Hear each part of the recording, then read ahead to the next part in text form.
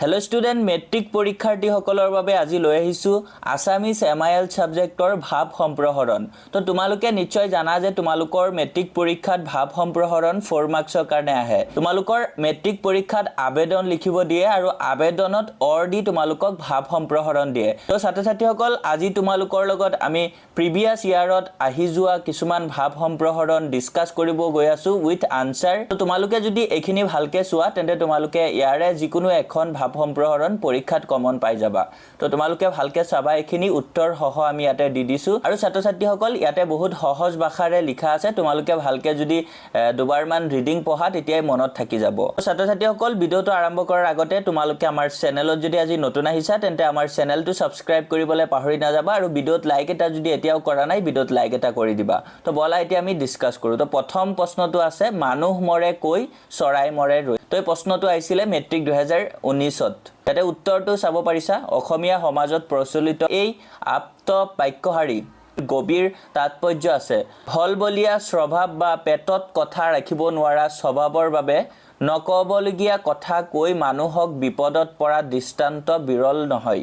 এনে শ্ৰেণীৰ মানুহে আনৰ অপকাৰ হওক বুলি নহয়, স্বভাৱৰ দুখত ওৰ কথা ত'ত কৈ ফুৰে। ফলত তেনে লোক অপমানিত হ'ব লগাত পৰে। অতি শুদ্ধ অন্তৰৰ ভাল মানুহৰো এই স্বভাৱজনিত দোষটো থকা দেখা যায়। অন্যহাতে কিছুমান কুচৰিত্ৰৰ লোকে আকৌ ইচ্ছাকৃতভাৱেই নক'বলগীয়া কথা কৈ মানুহক আঘাত দিবলৈ ভাল পায়। ফলত এনে লোকে সমাজৰ পৰা গৰিহণা খাব লগাত পৰে। ঠিক সেইদৰে অবুজ প্ৰাণী চৰাই চিৰিকটিবিলাকৰ ভিতৰত কিছুমান বৰ অজলা থাকে। সাধাৰণতে চৰাইবিলাকে বিপদৰ সংকেত পালে নিমিষতে উৰা মাৰি আঁতৰ হয়। যদি কোনো চৰায়ে বিপদৰ সম্বেদ পালেও উৰা মাৰি নগৈ ৰৈ থাকে তেনে চৰাই নিষ্ঠুৰ লোকৰ বা চিকাৰীৰ বলি হোৱাটো স্বাভাৱিক কথা। গতিকে বাঘ সংযম, সদা সতৰ্কতা বা সচেতনা মানুহ বা পশু পক্ষীৰ জীৱনৰ কাৰণে যে অতি গুৰুত্বপূৰ্ণ সেই কথাকেই উক্ত কথাফাঁকিৰ মাজেদি ব্যক্ত কৰা হৈছে। তাৰপিছত ছাত্ৰ-ছাত্ৰীসকল, আৰু এটা ভাৱ সম্প্ৰসাৰণ, উলুৰ লগত বগৰী পোৰা। তো চাবা তোমালোকে, মই লাইন বাই লাইন পঢ়ি নাযাওঁ। লাইন বাই লাইন পঢ়ি গ'লে ভিডিঅ'টো বহুত লং হৈ পৰিব। গতিকে তোমালোকে ভালকৈ উত্তৰবোৰ চাই ল'বা আৰু তোমালোকে বহীত লিখি ল'বা। তাৰপিছত ছাত্ৰ-ছাত্ৰীসকল, তোমালোকে আৰু এটা প্ৰশ্ন ইয়াতে দেখিবলৈ পাইছা, যত্ন কৰিলেহে ৰত্ন পায়। তো যিকোনো কামৰ বাবে প্ৰতিফল পাবলৈ হ'লে তাক যত্ন সহকাৰে সম্পূৰ্ণ কৰিব লাগে। পৰিশ্ৰম নকৰি হাত সাৱটি বহি থাকি তাৰ ফল আহিব বুলি আশা কৰাটো বেয়া। ৰত্ন নিজে নিজে আহি কপালত নালাগে, ইয়াক বিচাৰি আনিব লাগিব। পৰীক্ষাৰ বাবে যত্ন সহকাৰে লিখা পঢ়াৰ দ্বাৰা প্ৰস্তুতি চলালেহে পৰীক্ষাত ভাল ফল পোৱা যায়। কোনো কামত একাণপতীয়াভাৱে মনোনিৱেশ কৰিলেহে তাৰ পৰা সুফল পাব পাৰি, নহ'লে হতাশাৰ সন্মুখীন হ'বলগীয়া হয়। গতিকে ভাল ফল আশা কৰিলে তাৰ বাবে হাতে কামে লাগি প্ৰচুৰ যত্ন কৰিব লাগে, তেতিয়াহে ভাল ফল পাব পাৰি।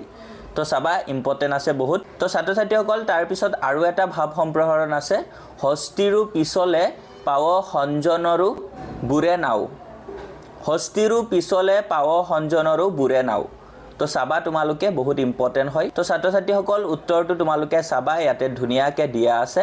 তাৰপিছত আকৌ তোমালোকে এইটো ধুনীয়াকৈ চাবা, দুটা পেৰেগ্ৰাফত দিয়া আছে উত্তৰটো, আৰু ইজি হয় বহুত, এবাৰ ভালকৈ ৰিডিং পঢ়িলেই পাই যাবা। তাৰপিছত আকৌ ছাত্ৰ-ছাত্ৰীসকল, ইয়াতে আৰু এটা প্ৰশ্ন আছে, অভ্যাসৰ নৰ কৰ্ণপথে কৰে হৰ। তো চাবা, এইটো ধুনীয়াকৈ লিখা আছে ইয়াতে, একদম শ্বৰ্ট ফৰ্মতে আছে। তোমালোকে ধুনীয়াকৈ ইয়াতে যেনেকৈ লিখা আছে এইমতেই যদি লিখা ভালকৈ তেন্তে তোমালোকে ইজিলি 4 মাৰ্কছ পাই যাবা। তাৰপিছত ছাত্ৰ-ছাত্ৰীসকল, আৰু এটা প্ৰশ্ন, সময়ৰ হৰ মাৰিব নাজানিলে হৰ পহুৰ মঙহ খাবলৈ আশা কৰা মিছা। তো ইম্পৰ্টেণ্ট আছে বহুত, চাবা তোমালোকে। উত্তৰটো ধুনীয়াকৈ দিয়া আছে। জন সমাজত প্ৰচলিত এই প্ৰবাদ বাক্যফাঁকিয়ে নিৰূপণ কৰিছে সময় কিমান মূল্যৱান। সময়ৰ কাম সময়ত কৰি নগ'লে তাৰ বিষময় ফল মানুহে ওৰেতো জীৱন ভুগিব লগা হয়। উদাহৰণস্বৰূপে ক'ব পাৰি ছাত্ৰ জীৱনৰ কথা। ছাত্ৰই সময়ৰ পাঠ সময়তে আওৰাই নগ'লে পৰীক্ষাত কেতিয়াও ভাল ফলাফল দেখুৱাব নোৱাৰে। সেইদৰে দূৰণিলৈ যাবলৈ ৰেল বা বাছ ধৰিবলৈ গ'লে আমি সময়ত ৰেল ষ্টেচনত উপস্থিত হ'বগৈ লাগিব, উপস্থিত হ'বগৈ লাগিব।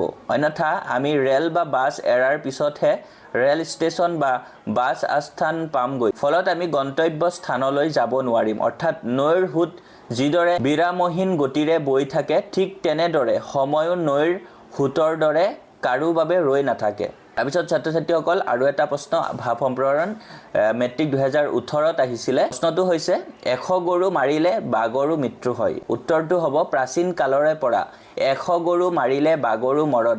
এই নীতি বচনফাকি অসমীয়া সমাজত প্ৰচলিত হৈ আহিছে। এই বচনফাকিৰ আপাত অৰ্থ হৈছে যে হিংস্ৰ জন্তু বাঘে গৰু ছাগলীকে ধৰি নানা জীৱ জন্তু চিকাৰ কৰি জীৱন নিৰ্বাহ কৰে। বাঘে এইদৰে চিকাৰ কৰি মানুহৰ ঘৰৰ পোহনীয়া গৰু ছাগলীও বধ কৰি খায়।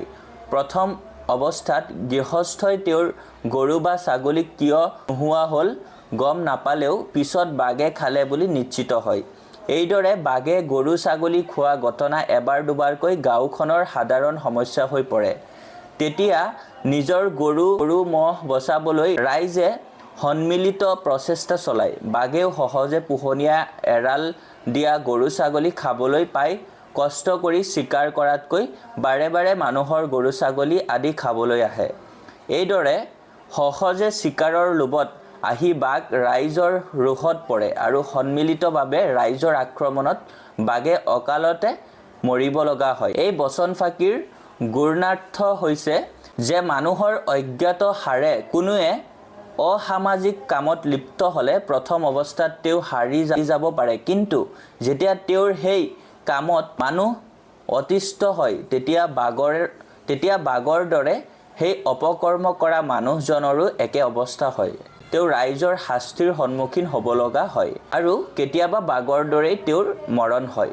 তো ছাত্ৰ ছাত্ৰীসকল তোমালোকে এইখিনি ভালকৈ চাবা ভাৱ সম্প্ৰসাৰণ, আৰু এইখিনি ভালকৈ যদি চোৱাৰ পৰাই তোমালোকে এটা ভাৱ সম্প্ৰসাৰণ কমন পাই যাবা মেট্ৰিক পৰীক্ষাত।